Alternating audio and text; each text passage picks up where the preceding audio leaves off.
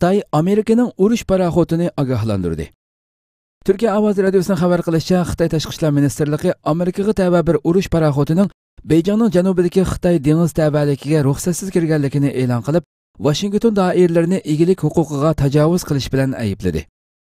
Bayonotda 17 yanvarda Amerikaga tava bir urush paraxoti Huangyan orolidan 12 dengiz mili uzoqlikdagi dengiz tabaligimizga ruxsatsiz kirdi. Xitoy dengiz armiya paraxotlari qonunlarga uyg'un holda Amerika paraxotiga qarata do'st-dushman tekshirishi elib bordi va dengiz tabaligidan chiqib ketishi haqida ogohlantirish yo'lladi deyildi. Bayonotda yana Amerika armiyasiga tava paraxotining bu harakati Xitoyning egilik huquqiga va bexatarlik manfaatlariga ziyon yetkazdi. Shundaqla rayonda oldin planlangan shaklda faoliyat qilayotgan Xitoy paraxotlarining va xodimlarining bexatarligini xavfga ittiradi degan so'zlarga o'rin berildi.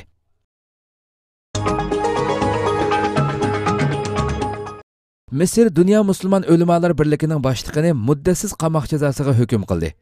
Misr Hərbi Sot Məhkəməsi Dünya Müslüman Ölümalar Birliği'nin başlıqı Yusuf Qarzavi'ni öz içiga alğan 17 kişini muddətsiz qamaq cəzasına hüküm qildi. Adliya mənbələrinin bildirişçə, paytaxt Qahirənin şimaldakı Hərbi Sot Məhkəməsi 2015 yılı Qahirədə polkovnik Vail Tahunğa suiqasd qilish jinoyati bilan ayıblanıb sotlanayotgan Yusuf Qarzavi'ni öz içiga alğan 17 kişini muddətsiz qamaq cəzasına hüküm qilgan.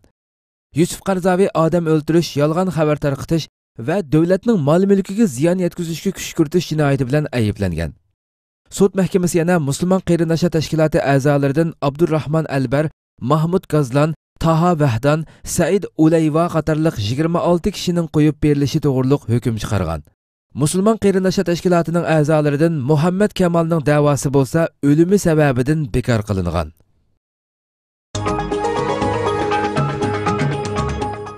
Donald Trump Xitoyning aqliy mulk o'g'irliklaridan hisob olganligini bildirdi.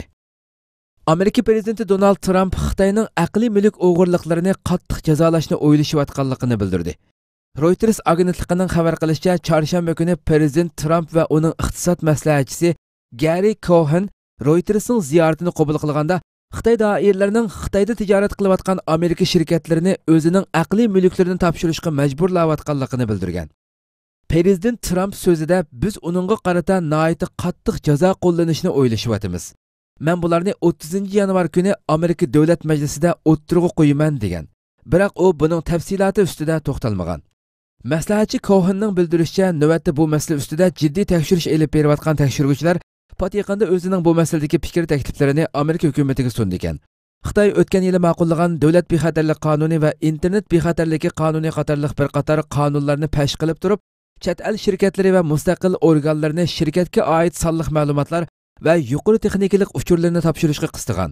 Bu ahvol Xitoydagi ko'plagan Amerika va Yevropa shirkatlarini norozi qilgan.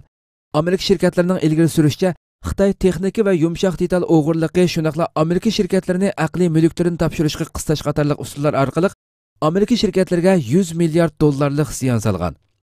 Xitoy Tashqi ishlar ministrligining bayonotchisi Lu Kang payshanba kuni muxbirlarning bu vaqtdagi savollariga inkas qaytarib, buning Xitoy hukumati bilan aloqasi yo'qligini, Xitoyning aqliy mulk huquqiga hurmat qilganligini ilgari surgan.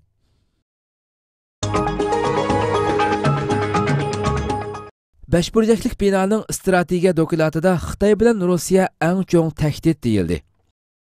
19 yanvar kuni Amerikaning Beşburcaklik binosi, ya'ni davlat mudofaa binosi strategiya dokumenti e'lon qilib, Xitoy bilan Rossiyaning Amerikaga nisbatan eng xavfli tahdid ekanligini ta'kidlagan.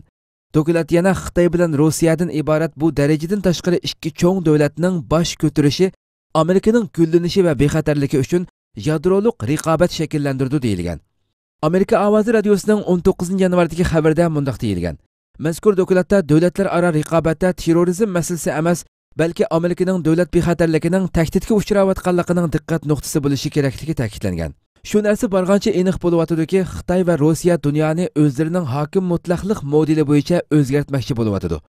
Bu ikki davlat navbatda boshqa davlatlarning iqtisodiy, diplomatiya va davlat bexatarligi qatorliq sohalarini monopol qilishga urinyapti. Bu ikki davlat navbatda boshqa davlatlarning iqtisodiy, diplomatiya va davlat bexatarligi qatorliq sohalarini monopol qilishga urinyapti.